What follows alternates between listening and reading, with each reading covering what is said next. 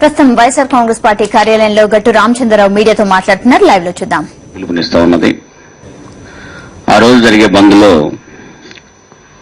YSR Congress party శ్రేణులంతా కూడా చురుగ్గా పాల్గొనాలని కూడా శ్రేణులకు పిలుపునిస్తా ఉంది. ఈ రెండో విషయం,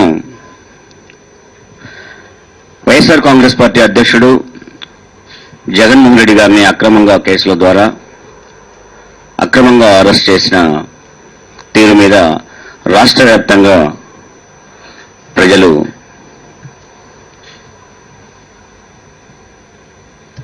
కోపంగా ఉన్నారు. ఇదొక విషాదమైన చర్యగా, ఇదొక చీకటి రోజుగా ప్రజలు భావిస్తా ఉన్నారు. జగన్మోహన్ రెడ్డి గారు అరెస్ట్ తర్వాత వైఎస్ రాజశేఖర రెడ్డి గారు సతీమణి, జగన్మోహన్ రెడ్డి గారు తల్లి అయిన విజయమ్మ గారు ఆందోళనకు దిగితే పోలీసులు బలవంతంగా పోలీసు జీబులో తీసుకుపోయిన చర్యను కూడా ప్రజలు కంటకడి పెట్టుకున్నారు. ఈ స్థితిలో కాంగ్రెస్ తెలుగుదేశం వాళ్ళు మాత్రం ఒక కుటుంబం కంటతడి పెట్టుకుంటే కొద్దిమంది తెలుగుదేశం కాంగ్రెస్ నాయకులు మాత్రం అవాకులు చవాకులు పేలుతున్న విషయం మనకు కనపడుతూ ఉంది. ప్రధానంగా కాంగ్రెస్ పార్టీ నాయకులు మాట్లాడుతూ మా బలహీనతని, కాంగ్రెస్ వాళ్ళు తమ బలహీనతని స్పష్టంగా చెప్పుకుంటూ దాన్ని వాళ్ళ సహనంగా చూపెట్టే ప్రయత్నం చేశారు.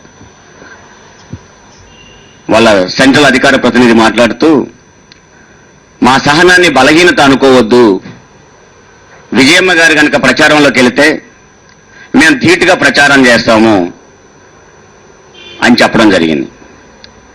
ధీటుగా అంటే అధికార దుర్వినియోగం చేసి కడపలో 16 మంది మంత్రులను 40 మంది ఎమ్మెల్యేలను పెట్టి ధీటుగా ప్రచారం చేస్తే ఏం జరిగిందని నేను అడుగుతా ఉన్నాను.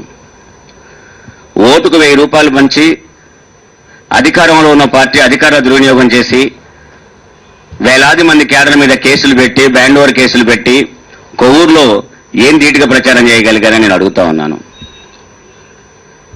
ధీటుగా ప్రచారం చేయడం అంటే మీ పార్టీ అధ్యక్షురాలు సోనియా గాంధీ గారు ధీటుగా ప్రచారం చేసి ఉత్తరప్రదేశ్లో ఎన్ని గెలిపించుకుందని అడుగుతా ఉన్నా నేను. ఆమె సొంత పార్లమెంట్ సీట్లోనే 5 అసెంబ్లీలు ఓడిపోయిన విషయాన్ని కూడా గుర్తు చేస్తా ఉన్నా నేను. అంటే సోనియా గాంధీ గారి కంటే ధీటుగా రేణుకా చౌదరి ఇక్కడ ప్రచారం చేస్తుందని అడగదలుచుకున్నాను. అంటే సోనియా గాంధీ గారి కంటే నేను గొప్పదాన్ని అని చెప్పుకోవడానికి ప్రయత్నం చేసింది తప్ప ఆమె మరొకటి కాదు అని నేను చెప్పదలుచుకున్నది. పైగా ఒక నాయకుడు అంటా ఉన్నాడు, జగన్మోహన్ రెడ్డి గారు నేరాన్ని అంగీకరించాలట. ఒక కాంగ్రెస్ నాయకుడు చెప్తాడు. నేను అదే అడుగుతున్నాను. ఈ రోజు కూడా జగన్మోహన్ రెడ్డి గారి మీద పెట్టిన కేసు కానీ, జగన్మోహన్ రెడ్డి గారి మీద వస్తున్న ఆరోపణలు కానీ అవి ప్రభుత్వం మీద వచ్చిన కేసే, ప్రభుత్వం మీద పెట్టిన కేసే, ప్రభుత్వం మీద వచ్చిన ఆరోపణలే.